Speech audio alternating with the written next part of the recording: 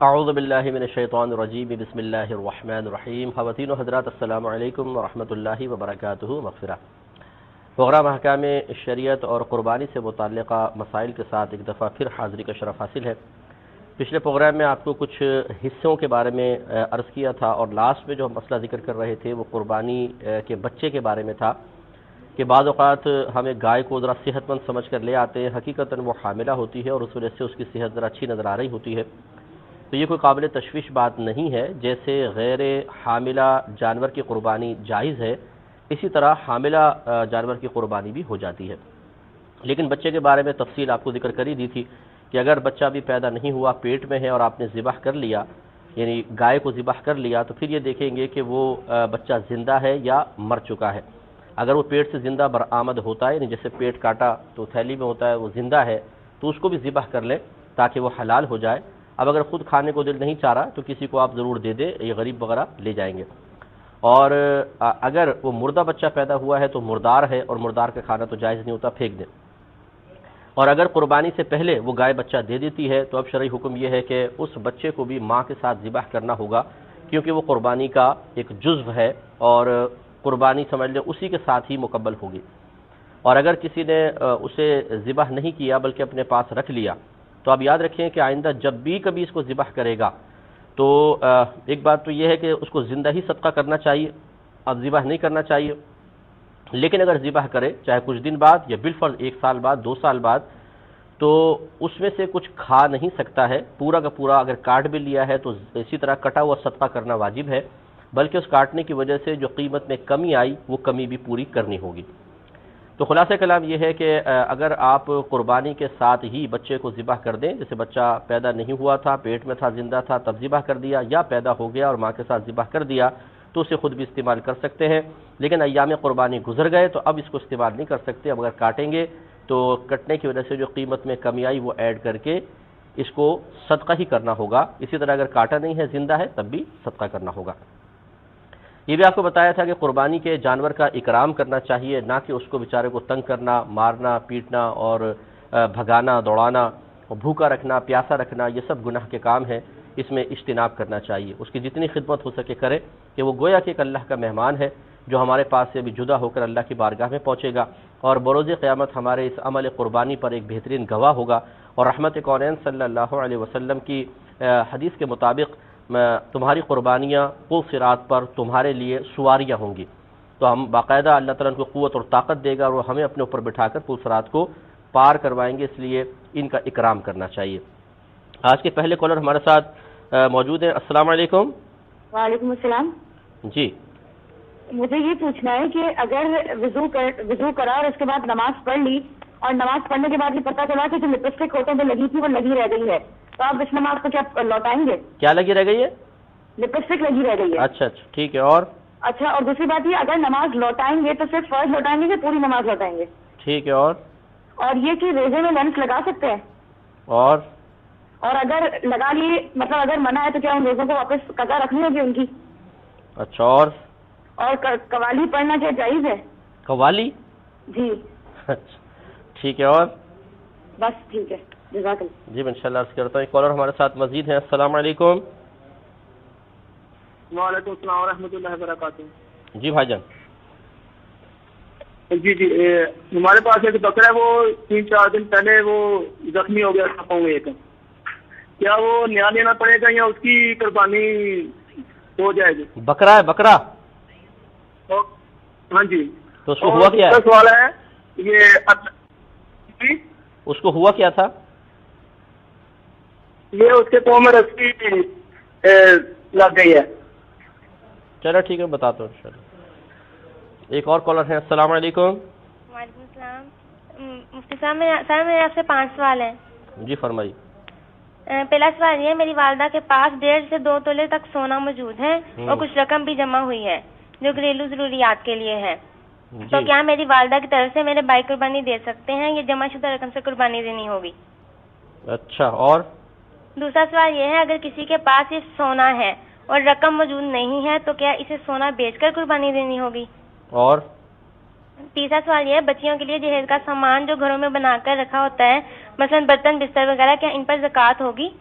ٹھیک. اور چوتھا سوال یہ، اگر گھر میں فیملی فوٹوز موجود ہوں لیکن الماری میں رکھی ہوئی ہوں تو کیا ان تصویروں کے رکھنے سے گناہ گار ہوں گے؟ تصویریں؟ ہاں جی۔ اور پانچواں سوال یہ، اگر بیڈ شیٹ پر اسپیروز بنی ہوئی ہوں تو اسے بیڈ پر بچھا سکتے ہیں؟ تصویریں بنی ہوئی ہیں؟ اسپیروز چڑیاں بنی ہوئی ہیں۔ کیا بنی ہوئی ہے؟ اسپیروز۔ طوطے؟ ہاں جی، چڑیاں، پیرٹس۔ اچھا ٹھیک ہے، اور میں انشاءاللہ عرض کرتا ہوں۔ ایک اور کالر ہے، السلام علیکم۔ وعلیکم السلام جی مفتی صاحب، آپ سے یہ سوال یہ ہے کہ آپ نے پچھلے پروگرام میں یہ کہا تھا کہ عقیقہ اور قربانی کا وہ جو آپ نے بتایا تھا اس کی ذرا وضاحت چاہیے۔ کیا وضاحت چاہیے؟ قربانی اور عقیقہ کا۔ ہاں تو کیا وضاحت چاہیے اس میں؟ تو وہی بات ہوگی، میں کہوں گا دونوں جائز ہیں ایک ساتھ جمع کرنا۔ اس میں آپ کو کیا ڈاؤٹ محسوس ہو رہا ہے؟ مطلب یہ ہے کہ ابھی میری بیٹی ہے، اس کے لیے عقیقے میں ایک مطلب بکرے کا وہ ہوتا ہے، تو اگر قربانی میں اس کی اگر نیت کر لی تو وہ عقیقہ بھی ہو جائے گا اور قربانی دونوں ہو جائیں گی، یا اس کے لیے علیحدہ سے کرنا پڑے گا؟ جی میں بتا چکا ہوں یہ آپ کو جواب اس میں کہ ہو جائے گا، عقیقہ ہو جاتا ہے۔ اور کوئی نیکسٹ کویشچن کر لیں، بس یہی پوچھنا تھا۔ چلیں ٹھیک ہے۔ ایک اور کالر ہے، السلام علیکم۔ السلام علیکم۔ ارے بولیں بہن، بولیں، جلدی بولیے۔ بات ہو رہی ہے خواتین کی باتیں، اللہ تعالیٰ رحم فرمائے۔ تو آپ کی خدمت میں عرض کر رہے تھے کہ اگر کوئی جانور لے آتے ہیں تو اس کی تعظیم اور اکرام کریں۔ ایک مسئلہ یہ بھی یاد رکھیں کہ جانور سے، قربانی کے جانور سے کسی بھی قسم کا ذاتی نفع حاصل کرنا یہ شرعاً جائز نہیں ہوتا ہے۔ مثال کے طور پہ آپ کوئی گائے لے آئے گھر میں اور وہ دودھ دینے والی ہے، تو ہم ایسا نہیں کر سکتے کہ اس کا دودھ نکالیں اور اس کی چائے بنا کے پئیں۔ یہ ضرور ہے کہ بعض اوقات گائے کا دودھ زیادہ اتر رہا ہوتا ہے اور اگر نہ نکالا جائے تو اس کو اذیت اور تکلیف ہوتی ہے، ایسی صورت میں مجبوراً دودھ نکال سکتے ہیں، لیکن اس کو خود ذاتی استعمال میں نہیں رکھ سکتے ہیں، بلکہ وہ کسی غریب کو صدقہ کر دیں، یعنی ثواب کی نیت سے دے دیں تو یہ کر سکتے ہیں، خود ذاتی استعمال نہیں کر سکتے ہیں۔ اور بالفرض اگر کسی نے ایسا کر لیا کہ اس کو ذاتی استعمال میں لے لیا تو پھر غور و تفکر کریں کہ اس کی قیمت کتنی ہوگی، جتنی قیمت کا دودھ استعمال کیا ہے اتنا صدقہ کر دیں، یعنی قیمت کو صدقہ کر دیں تاکہ خالصتاً جانور اللہ تبارک و تعالیٰ کی بارگاہ میں پہنچے، اس سے ہم کو حظ نفس حاصل نہ کر چکے ہوں۔ اسی طریقے سے بعض جانوروں کی اون اتار لیتے ہیں، جیسے دمبے وغیرہ ہیں، اور یہ بک جاتی ہے بازار میں، اور بعض لوگ تو اتار کے پھینک دیتے ہیں۔ تو اگر قربانی کا جانور ہے تو پھر اس طرح نہ کریں، پھینکیں نہیں، یا تو اتاریں ہی نہیں، اور اگر بالفرض کسی علاقے میں بہت شدید گرمی ہے اور جانور اذیت اور تکلیف محسوس کر رہا ہے تو پھر اتار کر کسی کو صدقہ کر دیں، یہ بک جاتی ہے اور مختلف کاموں میں استعمال ہو جاتی ہے، پھینکنا شرعاً جائز نہیں ہوگا۔